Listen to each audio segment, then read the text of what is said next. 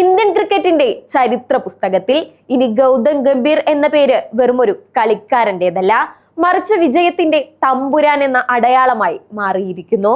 2007 വാശിയേറിയ ഫൈനലിൽ പാകിസ്ഥാന്റെ നെഞ്ചു പിളർന്ന് 75 റൺസ് അടിച്ചുകൂട്ടിയ ആ പഴയ പോരാളി 19 വർഷങ്ങൾക്കിപ്പുറം 2026 അതേ ലോകകപ്പ് പരിശീലക കുപ്പായത്തിൽ ഇന്ത്യക്ക് നേടിക്കൊടുക്കുമ്പോൾ ക്രിക്കറ്റ് ലോകം സാക്ഷ്യം വഹിക്കുന്നത് ഒരു സമാനതകളില്ലാത്ത പ്രതിഭാസത്തിനാണ്.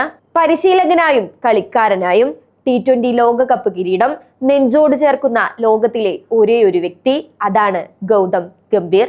വിമർശകർക്കും സംശയിച്ചവർക്കും ഗംഭീർ മറുപടി നൽകുന്നത് പ്രസ് മീറ്റുകളിലല്ല, മറിച്ച് മൈതാനത്തെ തീപ്പൊരി തന്ത്രങ്ങളിലൂടെയാണ്. രാഹുൽ ദ്രാവിഡിന്റെ പിൻഗാമിയായി എത്തിയ അദ്ദേഹം ഇന്ത്യൻ ക്രിക്കറ്റിന്റെ ശ്വാസം തന്നെ മാറ്റിയെഴുതി.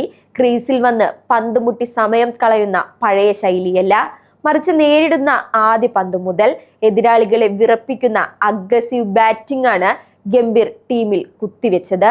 കഴിഞ്ഞ 20 മാസത്തിനുള്ളിൽ 16 തവണ ഇന്ത്യ 200 കടന്നതും 297 റൺസ് എന്ന ഹിമാലയൻ സ്കോർ കുറിച്ചതും വെറും യാദൃശ്ചികമല്ല. അത് ഗംഭീർ എന്ന മാസ്റ്റർ മൈൻഡിന്റെ ഫിയർലെസ് ഗെയിം പ്ലാൻ ആണ്. ഇന്ത്യ ഇന്ന് ലോകം ഭരിക്കുമ്പോൾ അതിനു പിന്നിൽ ഗംഭീറിന്റെ കൃത്യമായ പ്ലാനിംഗ് ഉണ്ട്.